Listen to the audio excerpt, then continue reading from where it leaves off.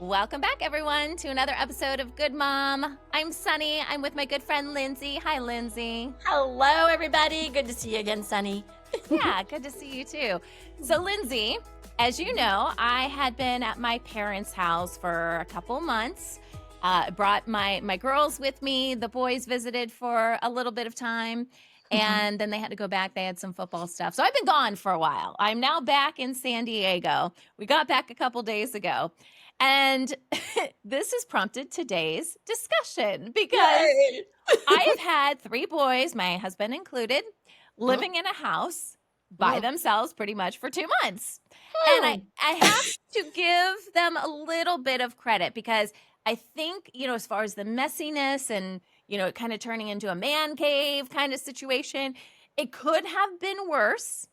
But I will say my girls and I have spent the last couple days just trying to get the house back up to par, make it feel like it did before we left, a lot of scrubbing and laundry and fixing things that are broken. I'm like, how did this get broken? I don't know, or packages. Oh my goodness. Lindsay, this whole studio was covered in packages. I'm like, why didn't you open? This is like, because we will get products in the mail and stuff like that, like subscription stuff. Sure. And I'm the box. Why didn't you just open this? Oh, well, we didn't know or whatever. I'm like, you ran out of shampoo. The shampoo is in the box down here. And you didn't think to open the box. It's like, oh my gosh. Yes, I know this. Oh my goodness. So, okay, I'm just really curious. I have to ask a question. So, in the situation where your husband was with the 2 boys, did he notice a difference? Oh, sure.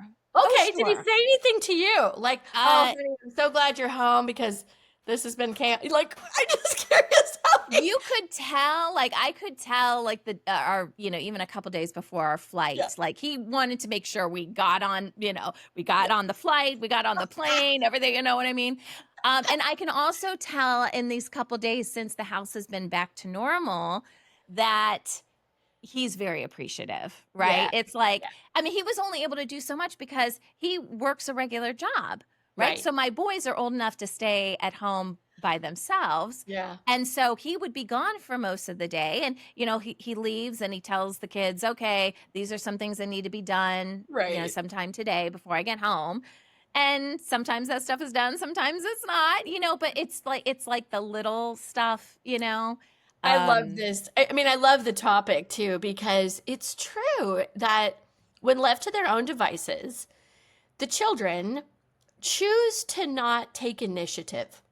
Yeah. And I really don't know if it's a generational thing or if it's because they think mom won't like it if we do, right?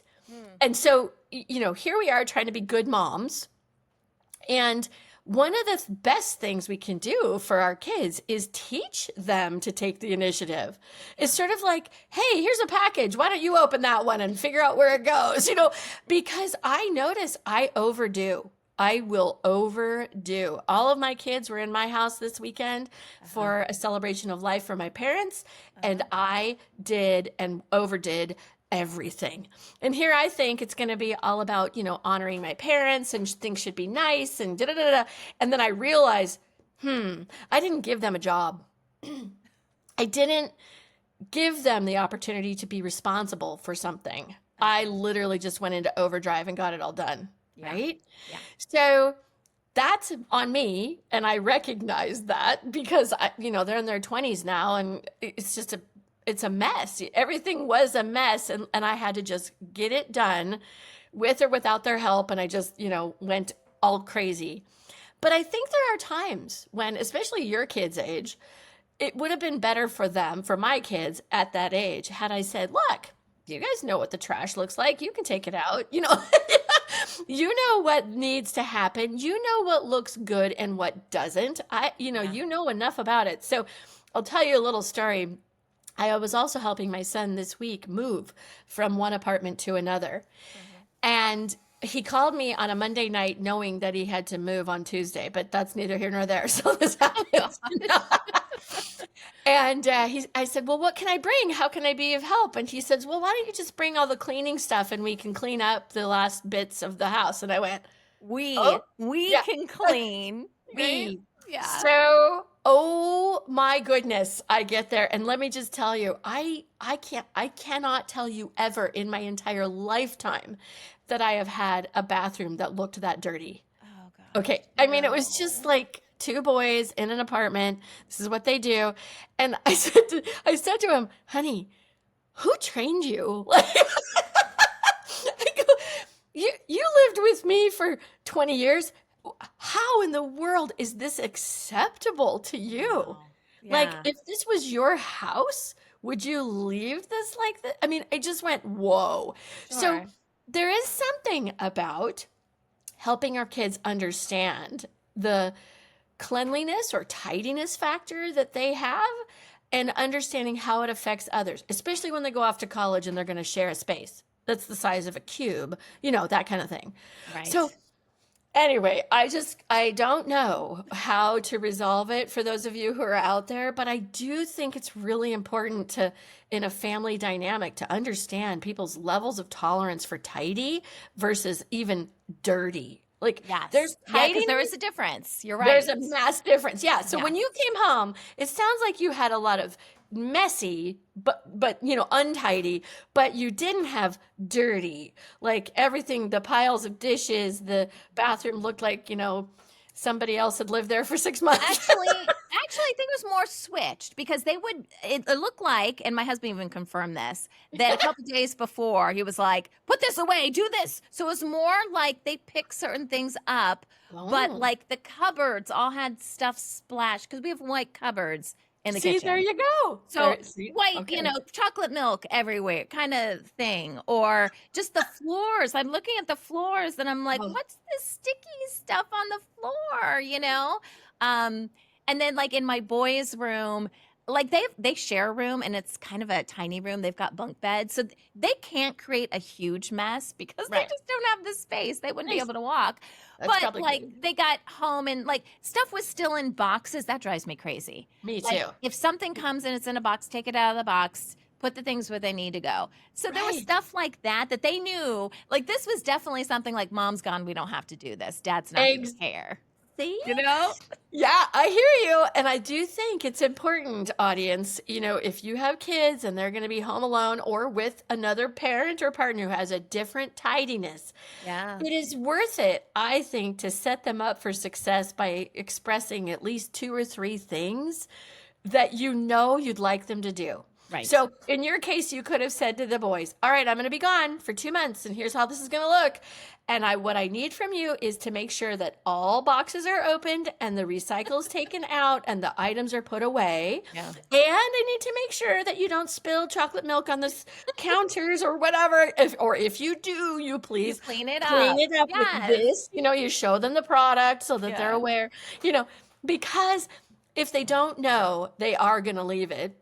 And what That's I learned with these two boys in their apartment in the mid 20s, they're working full time mm-hmm. and it just became less of a priority. Yeah. It just was not a priority for them Right. until one of them got a girlfriend. Oh, that's funny. That's funny. And so my point in all of that is that, if you're dealing with kids, young ones, I'd say your kids' age, between 11 and like 18, that age group is Yeah. perfect for understanding their own tolerances for tidiness and what to do when they live in a house where they're sharing it with people with different tolerances. Because I don't think it's fair all the time that the person who has the lesser tolerance for mess has to do all the cleaning. Right. That's not fair. No, it's not.